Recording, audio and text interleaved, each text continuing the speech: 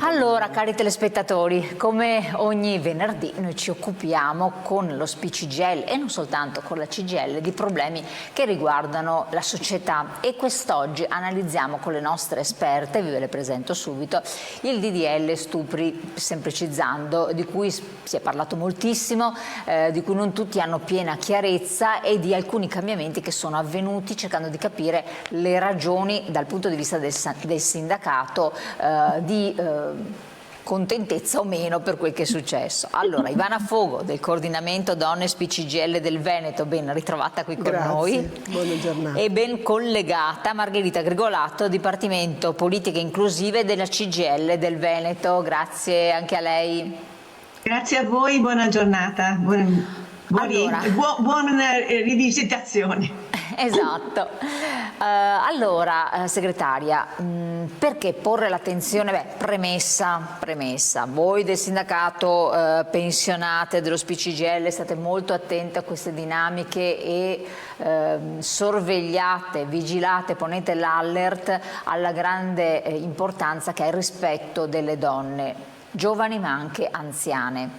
E più volte avete attivato degli organismi per cercare di acuire anche il sistema di controllo di tutele, perché tante violenze si verificano per le anziane nell'ambito della famiglia, e questo è di una gravità inaudita.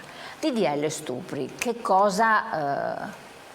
Intanto spieghiamolo magari a chi ci sta seguendo che non lo conosce, e perché vi tocca da vicino. Sì, allora è vero, noi siamo pensionate e potrebbe sembrare che temi come questi ci interessino poco, ma in realtà non è così. Noi siamo attentissime per tante ragioni, le dico velocemente per non portare via tempo al tema di oggi. Intanto perché dentro ai nostri organismi noi abbiamo il coordinamento donne, cioè dei luoghi specifici nei quali noi trattiamo dei temi specifici delle donne. E poi perché molti di noi, data l'età che abbiamo lottato tutta la vita per garantire i diritti delle donne. Quindi una visione specifica di alcuni temi.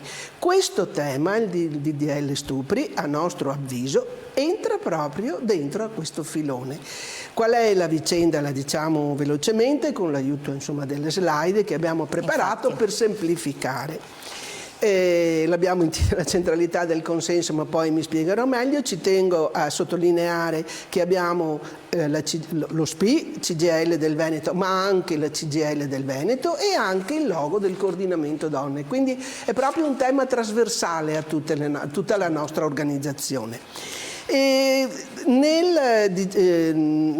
abbiamo sentito parlare molto. Il 13 novembre del 2025, quindi pochi mesi fa, passa in Commissione Giustizia della Camera, viene approvata all'unanimità una norma che per la prima volta introduce il principio del consenso libero e attuale, e quindi all'interno di tutta la vicenda della violenza contro la violenza sessuale. Poi vedremo che sta dentro a un altro contenitore più ampio, ma insomma questa è la notizia, ed era un passaggio assolutamente che ci ha viste soddisfatte, anche perché era frutto di un accordo, di un patto, un segnale fortissimo secondo il nostro punto di vista, di un patto tra la nostra Premier, la Meloni, e la segretaria dei Democratici, Schlein.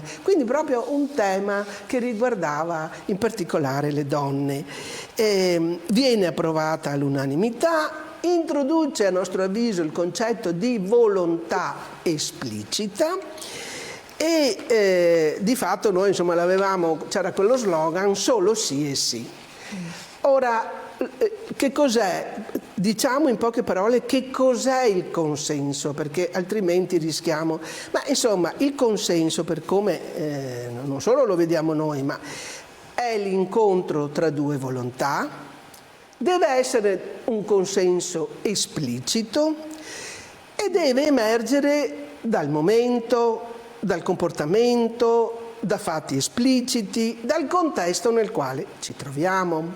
Ora, tutta la vicenda del consenso scritto, lì secondo noi è stata un po' estremizzata, ma quello che ci interessa dire ci interessava sottolineare è che, insomma, soprattutto quando parliamo di rapporti sessuali, è evidente che avviene esatto, però tra quando due i casi in parti, cui si sono verificati, in cui la vittima, perché poi è diventata vittima, soprattutto nell'ambito domestico,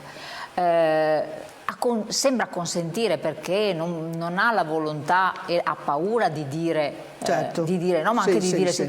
sembra che consenta, tanto è vero che poi quando si svolgono determinati processi lui dice ma consentiva, cioè ci stava, ed è lì che sorge il problema del consenso, per cui tante volte si dice ma allora mi occorre che tu me lo metta per iscritto, sì, in ogni singolo atto, poi dice ogni atto, siccome il rapporto sessuale è fatto di più atti, allora per ogni singolo atto mi devi dare il consenso. Insomma, può essere un po' difficile. Noi in questo caso, ecco, dopo ne parleremo meglio di quello che lei sottolineava, perché stiamo parlando in questo caso di vittimizzazione secondaria, cioè c'è il problema che la vittima di fatto, se ripercorre, diventa vittima una seconda volta, oppure addirittura potremo trovarci di fronte, ma ne parlerà poi, spiegheremo meglio, ne parlerà poi Margherita, rispetto al famoso fenomeno di freezing, no? Perché siccome dipende dalla situazione in cui mi trovo, certo, dipende chi è l'altro, soprattutto in ambito familiare, troviamo delle situazioni, definiamo aberranti, ma insomma delle situazioni reali, difficili, ed è evidente che spesso la vittima, diciamo, resta come paralizzata o non è talmente fuori dal suo modo di concepire che non riesce ad interagire, o comunque non riesce ad opporsi. Il freezing e la paralisi, ne parlerà meglio Margherita, ma è vero che si possono verificare situazioni di questo genere, e secondo noi, per esempio, situazioni come queste vengono addirittura, diventano ancora più difficili nel caso invece della versione che ne è stata fatta adesso, in questo secondo momento. E arriviamo al 27 al caso, gennaio. insomma, per cui noi oggi siamo qui e per cui noi abbiamo preso una posizione precisa.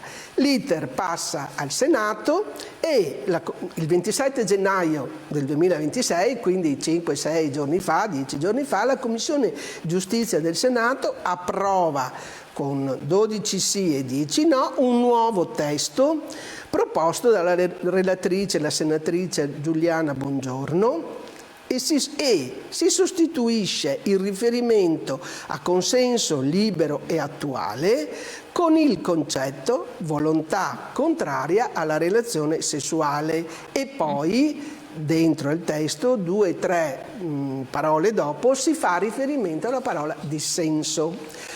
Ora, questo può sembrare, insomma, può sembrare anche che voglia dire la stessa, che il concetto sia lo stesso, oppure che sia meglio esplicitato, mentre invece noi pensiamo l'esatto contrario. Pensiamo che in questo modo si passa, per dirla molto sinteticamente, da solo sì e sì a solo no e no, cioè l'onere della prova passa a carico della vittima. Questo secondo noi non è semplicemente esplicitare diversamente lo stesso concetto, se non addirittura migliorarlo, secondo naturalmente la relatrice ovviamente, ma davvero stravolge tutto quello che era stato ben indicato nel precedente DDL uscito dalla Camera. Ma la parola no, scrive un telespettatore o una telespettatrice, non lo so, ma la parola no ha ancora valore, vuol dire che non si è disposti ad andare avanti con il rapporto. Sì, quando dicevamo che sì è sì, e io il no lo posso dire in qualsiasi momento, perché da un rapporto sessuale, insomma, voglio dire, è chiaro che nell'altro caso la volontà della donna, della vittima in quel caso, perché stiamo parlando di violenza sessuale, assume un valore importante e fondamentale, mentre qua, a nostro avviso, la questione è ribaltata. È importante, poi è chiaro che in tutti i casi di violenza sessuale naturalmente che vengono denunciati, attenzione, che vengono denunciati, perché l'altro problema, qui stiamo parlando di temi molto particolari, insomma molto difficili, l'altro problema che c'è, che esiste, è che, e che lo sappiamo, non tutte le violenze sessuali vengono denunciate. C'è una percentuale molto bassa di denuncia rispetto a questi problemi, rispetto a questi reati, perché la vittima incontra mille difficoltà, banalmente anche psicologiche, no? Cioè il fatto di denunciare qualcosa di cui lei insomma è stata vittima, e anche, anche in relazione a chi è il violentatore, chi è l'autore insomma di questo reato, che come abbiamo visto, come abbiamo molte volte insomma avviene anche in questo caso, come per la violenza domestica, come per i femminicidi, non voglio allargarmi, ma anche in questo caso sì, ci sono le aggressioni esterne al nostro mondo, al mondo in cui si vive, ma tante volte, troppe volte, si svolge comunque in un ambiente, non dico solo familiare, ma amicale, no? Quindi c'è anche questo aspetto. Tra le altre cose, questo nuovo DDL, questo che è uscito il 27 gennaio, va in contrasto con quanto è scritto nella Convenzione di Istanbul. Vediamo l'altra, eccola qua. Eccola qua.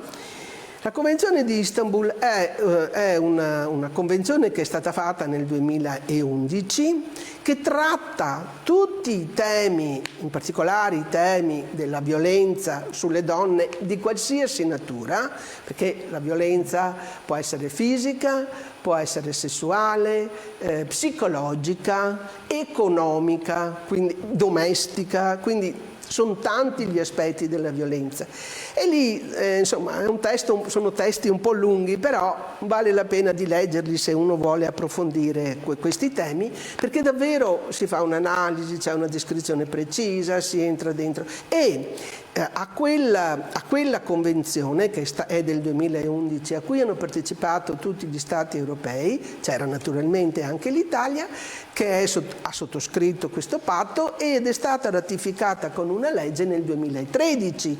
E quando si parla di violenza sessuale, in particolare, c'è proprio la parola consenso, cioè la formula che viene usata dentro la Convenzione di Istanbul è quella che era stata votata dalla Commissione di Giustizia del Parlamento.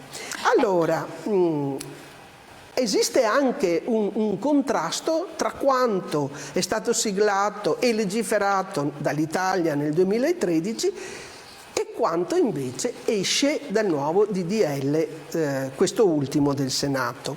Quindi c'è anche una contrapposizione. E quindi per questa ragione noi abbiamo, cioè doveva essere una sorta di intervento minimo rispetto al DDL del Parlamento, invece esce, a nostro avviso, non solo a nostro naturalmente, con uno stravolgimento completo delle norme che dovevano essere attuate proprio per combattere, in questo caso noi ci rivolgiamo alla violenza sessuale. Quindi naturalmente si ritorna da capo, perché stante così le cose è stato fatto un altro calendario insomma di incontri, perché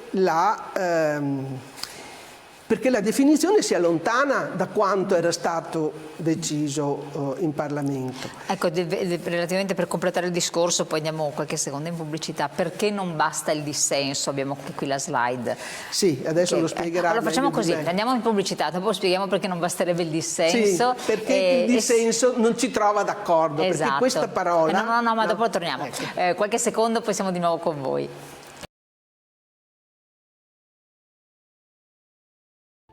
Allora, stiamo tornati a parlare del DDL stupri, delle ragioni del dissenso, del consenso, eccetera. Sta parlando prima di dare la parola a Margherita Grigolato, finiamo un po' il discorso con Ivana Fogo e si diceva perché non basta il dissenso, quindi voi siete contrari sostanzialmente a come è stato modificato il testo di legge, per le quali basterebbe il no, dire no. A voi dice torniamo invece come era prima perché almeno ci sarebbe un'inversione dell'onere della prova, giusto? Sì. E perché non basta il dissenso? Vediamo la slide. Sì, adesso l'altra slide poi la spiegherà meglio Margherita, sì, perché qui noi facevamo proprio un esempio specifico del freezing in questa slide, cioè della situazione nella quale una donna non riesca a opporsi in quel modo, no? In quel modo, perché si trova in una situazione paralizzata dal terrore, ma poi insomma magari Margherita la esplicita meglio.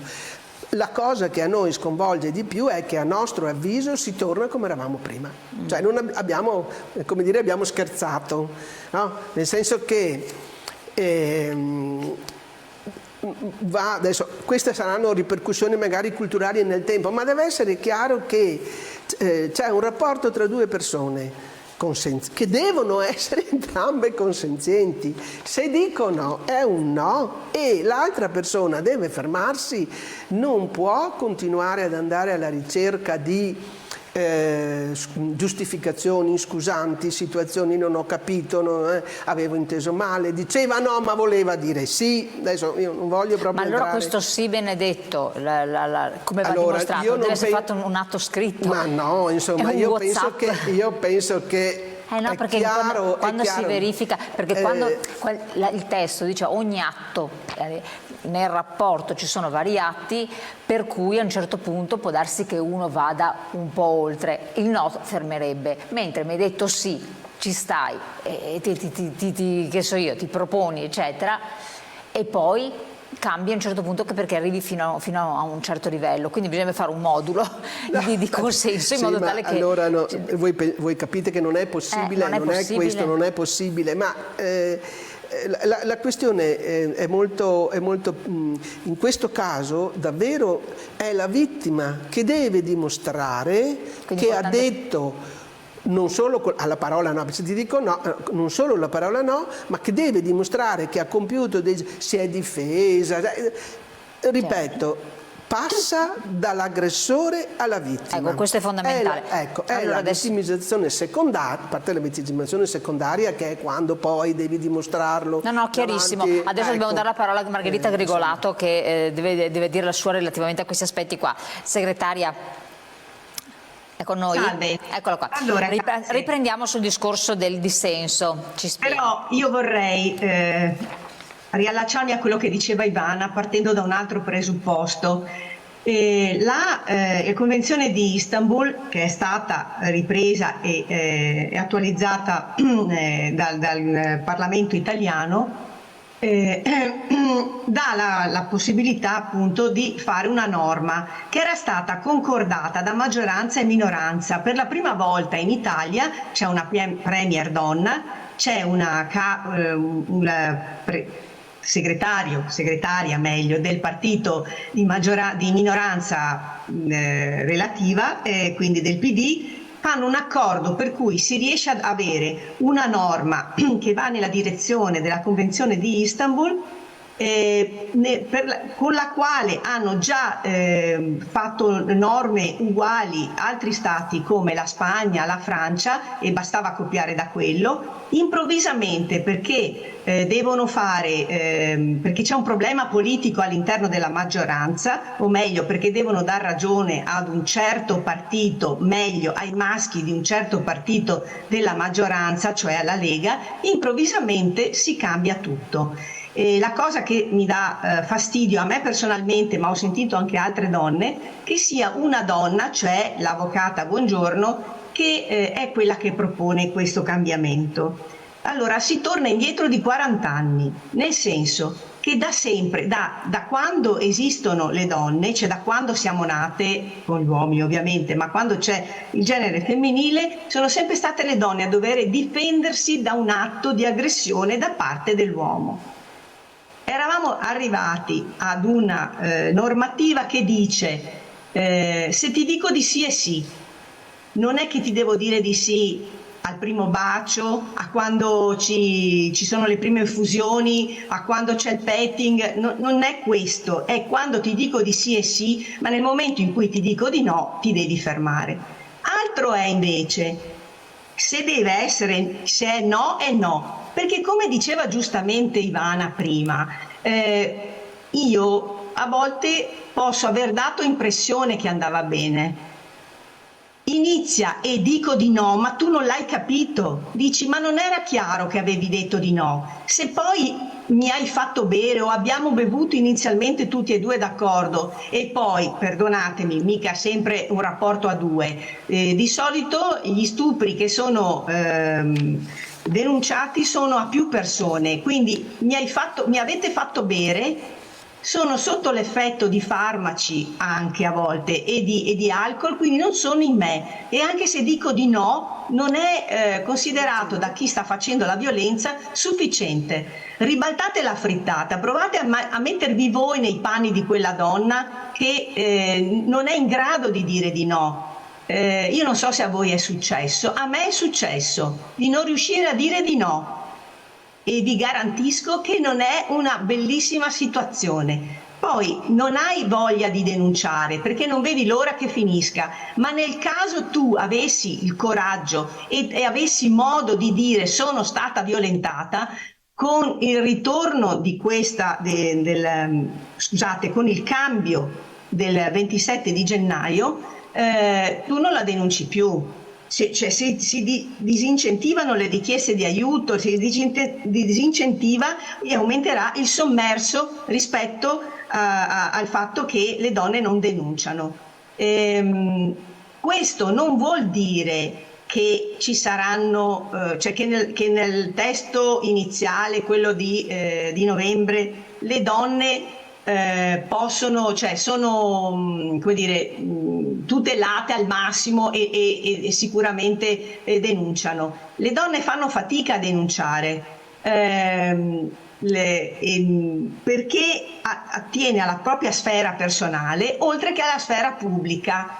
Io ho assistito a uno spettacolo teatrale di 15 giorni fa con 4 ragazze sul palco che raccontavano la violenza che ha subito un'italo-peruviana nel 2016, non 30 anni fa, nel 2016, esattamente 10 anni fa, e che lei ha denunciato perché è stata violentata da un gruppo, è andata dai carabinieri. I carabinieri le hanno detto ma lei è sicura, ma si sta contraddicendo, era lei che li ha istigati, eccetera. C'è stato il processo, lei ha perso nonostante i giudici, il trio dei giudici fossero tutte donne, perché non era stato portato agli atti anche il fatto che lei era andata in ospedale, che era chiaro che era stata ricucita, che aveva avuto un'emorragia, che aveva avuto bisogno di una trasfusione. E lei, come dire, è stata cancellata, cioè quella violenza che è diventata di dominio pubblico, lei ha denunciato e invece, come diceva Ivana prima, è stata vittima di vittimizzazione secondaria. Ora, per carità, ho fatto un esempio un po' pesante, un po' tanto pesante, non succede spesso così, anzi mi auguro che succeda sempre di meno. Però se è una violenza che attiene alla sfera familiare o amicale e quindi la donna da sola come dire, si farà remora di denunciare, ma quando è troppo, col no è no, i casi di denuncia saranno ancora inferiori.